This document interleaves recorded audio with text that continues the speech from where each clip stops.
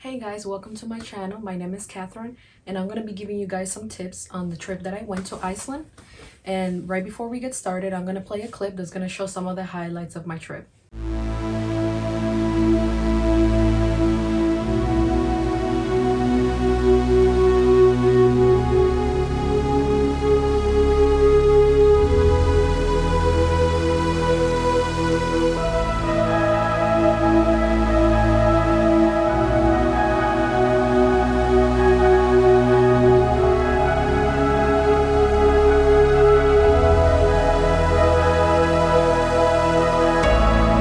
Okay, so some of the tips that I want to give you guys is where to go when you go to Iceland, where to stay at, and most importantly, where to view the northern lights, because that's really important. It depends on what time of the year you guys are gonna go. If you're gonna go in the summer, there's no northern lights.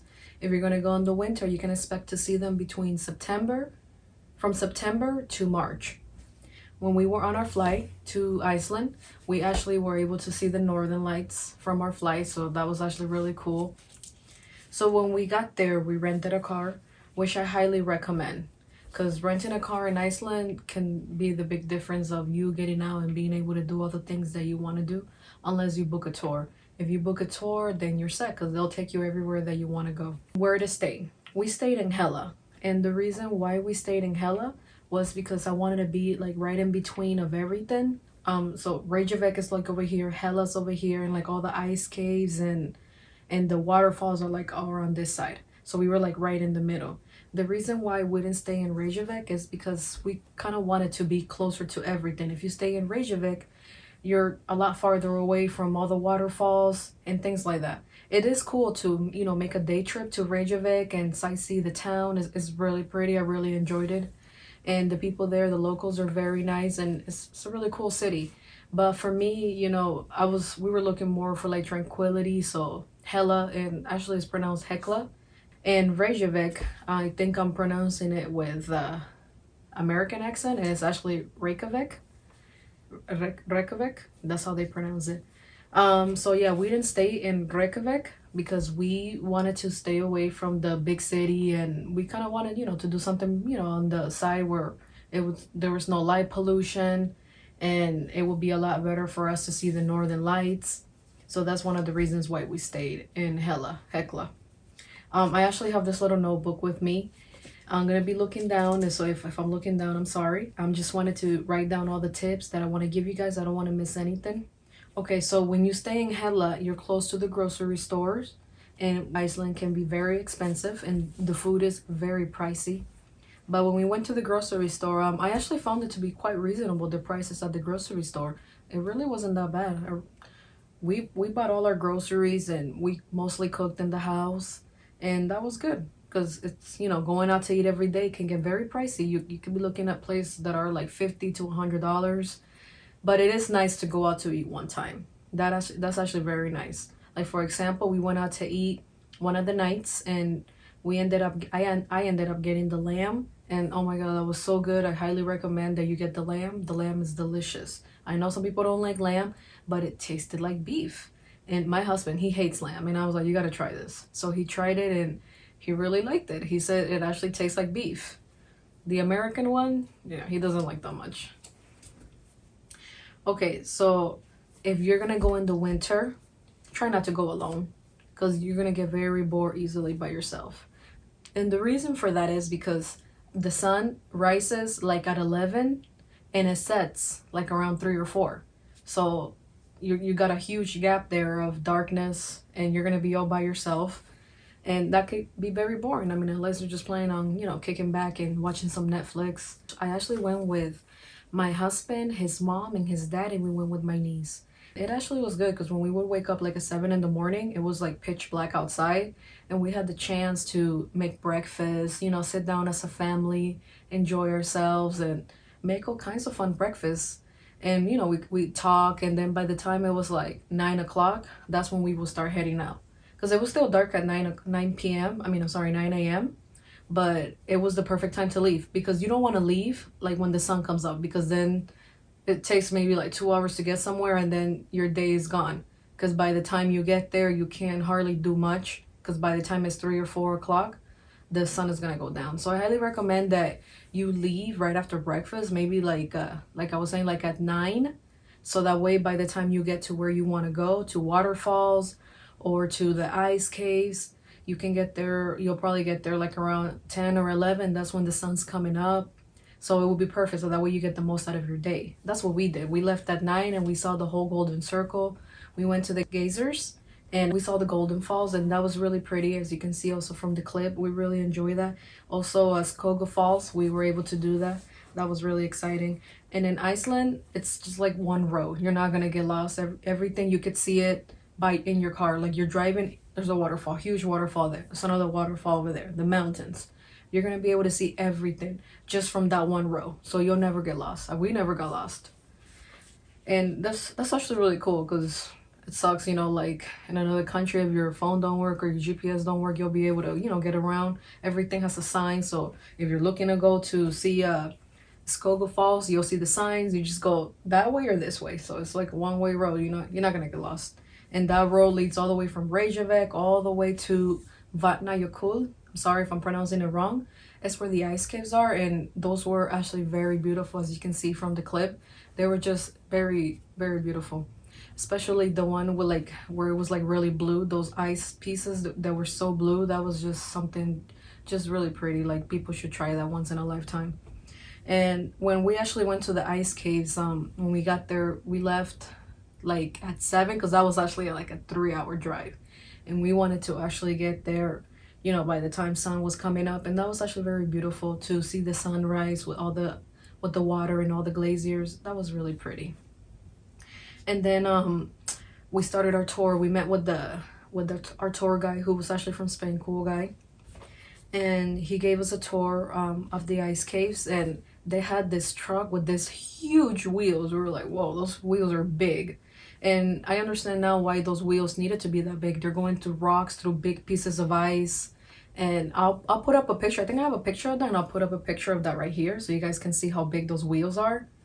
But the experience was really nice. And they also give you like a helmet, like when you go into the ice caves. As you can see from the clip also, we all had ice caps, like a helmet, so that way any chunks of ice wouldn't fall in our head. You know, you don't want to be out there on vacation and have that thing fall on your head. It's a piece of those ice, you don't want to die. But other than that, everything was excellent. I mean, it's really cold, so I highly recommend you invest in some wool socks or heat warmers. I actually bought mine in Iceland at Costco, and yes, they have Costco in Iceland. It's actually in Reykjavik. So I got some of those heat warmers, and I'm telling you, my feet were still numb because it's so cold. But you know, the experience is still awesome. I really enjoyed it. Would I do it again? Yes. I know I was really cold, but it's so beautiful, you know, to see such a beautiful creation like that with those eyes. It's just so beautiful. They also give you this prickly stuff, like with this spikes, and it's like a form of a shoe, and you put them on your shoes, so that way when you're walking, you don't slip on the ice, because you know, like, you gotta be able to walk with regular shoes. You're gonna slip on ice. So that was actually really cool. The hot springs, that's highly recommended. Most people go to the Blue Lagoon. That is very beautiful. We didn't go there only because we thought it was a little bit on the pricier side. It was like $50 a person, and we were with our family, so I thought it was a little too over budget for us. So we actually went to Secret Lagoon. Secret Lagoon is very pretty. It's beautiful, and it felt so nice being in there. You walk in. It was actually only like 24 or $25, so it was more affordable. So when we went there, we really enjoyed ourselves. They have like the area for the guys and the girls, and you remove all your stuff.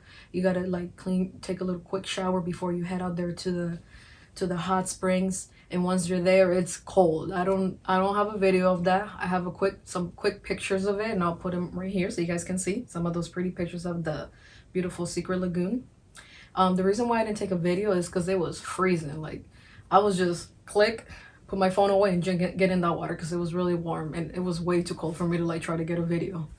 But if I went back, I guess I could try to get a video. Okay, so the Northern Lights. With the Northern Lights, again, if you stay in Reykjavik, your chances of seeing the Northern Lights are not going to be that great because of all the light pollution. That's not a good thing, because the lights, you won't be able to see them at all. So I highly recommend that you either book a tour if you are staying in Reykjavik, or you can stay in Hella like we did, or Hekla. And your chances of seeing the lights, that's the reason why I picked that area, because we wanted a higher chances of seeing the lights. And also, if you go just for a weekend, it's you may not have the chance to see the lights. We actually ended up seeing the lights like the 6th day that we were there. We were there just for like 8 days. So I highly recommend that you go for a week, so that way you can see the lights. um Another thing is that when we were in Hella, we were supposed to see the lights there, but unfortunately the lights could be there, but if it's very cloudy, you're not gonna see them, because the lights could be there, but you're not gonna see them. So what we had to do is we used an app that would tell us like how all the clouds were, like where all the clouds were at, so that way you could see what parts of Iceland were not affected by the clouds, so that way you can see the lights. And I'll put up the name of that app right here. And there's also an app that tells you the chance, how much of a chance you have of seeing the lights. Like if it's like a 1 or a 2, the chances are small. If it's a 3 or 4, you have a very high chance of seeing those lights. And I also put up the name of the app right here, so you guys can take a look at that. Those two apps are really good to have. So when we used both apps, when we went out, it was telling us that we had like a 3% chance of seeing the lights, which is pretty good. And what we did was we drove out into Vic. Vic is a small town. It was like an hour away from Hekla. But like if you write it out, it's Hella. So okay, so it's an hour away, and that's what we did. We drove out an hour away and expect to camp out, because you're not gonna see the lights as soon as you get there. We left like around 10 at night, and so we were just waiting out there and waiting. It was very private. If you gotta use the bathroom, tough. You may want to go out, like into the wild. Don't go too far now, because it's dark. You're not gonna be able to see much. Okay, so the lights came out like around like 1 in the morning, and that was just beautiful, as you can see from the previous clip that I showed. But yeah, we waited for a while, so I highly recommend, you have, make sure you got enough gas, you turn on your heater, some music, bring some pillows, a blanket, just relax until those lights start coming out. You'll know when they'll come out, you'll see them. And if you happen to get kind of sleepy, just, set an alarm for every 30 minutes, so that way you can, wake up and see if they're out. You don't want to miss those. You don't want to be out there in the parking lot knocked out and the lights come out and you miss them. Because when they came out, to be honest with you, they were only out for like 10 minutes and then they went away. Some people are fortunate and they can get those lights for like a whole hour dancing up there. We only got them for 10 minutes. But it was enough. I was able to get some good pictures. I didn't get any videos because the iPhone that I had it wasn't recording well, and it just wasn't getting anything because it was like pitch black. But at least I was able to get some pictures. I wish I could have had a better phone, with better lights at the moment. But it was nice. Also, I'll put up a link of the Airbnb that I stayed in Hella. I'll put it up right here so you guys can see where I stayed at. I really like that Airbnb. The floor was heated, so it was actually really cool. We never felt like we were cold because, you are in Iceland. And it had a kitchen, a washer. It was perfect. I really enjoyed it. And they have like a little area where you come in, remove your shoes, because it can get a little muddy outside because of all the ice and the sand and all that stuff. So you just you take your shoes off and then you walk in, and it was a 1 bedroom, and then it had like some sofa beds. So that's where my family stayed up, and me and my husband had the 1 bedroom. Also the fish in Iceland, which the cod, is delicious. My husband, who doesn't like fish, he hates fish. I can never get him to eat fish and shrimp or anything like that. He actually ate my fish, and there was a long line, and nobody wants to do a long line in really cold weather, not in Iceland. And he ate my fish. It was delicious though, but I mean, the few bites that I had, and he ended up eating it. I'm like, what's up with that, man? You don't like fish? How are you gonna eat my fish? Anyways, okay, so yeah, our whole trip to Iceland was really nice, and I can't stress how important it is to have a car. Especially if you're gonna stay in Reykjavik, you're gonna have to commute a lot to go in to see the ice caves, the waterfalls. But if you stay in Hella, where I stayed, near grocery stores, you'll be able to do some grocery shopping, because it does get very pricey, like I said before, eat out every day. But the grocery stores, the prices were very reasonable. It wasn't like super crazy. we actually, when we went to Costco, we were gonna buy meat, and we did the math wrong. I was like, oh, this is affordable, we can do this. When it comes time to pay, they were telling us it was like 50 or 60 bucks for a thing of steak. Just, you know, like a little family steak for like 4 people. We're like, return it. We'll have rice and beans by himself. Protein and the beans. It's crazy expensive. So those are it for the tips that I had for Iceland. I hope you guys enjoyed this video. If you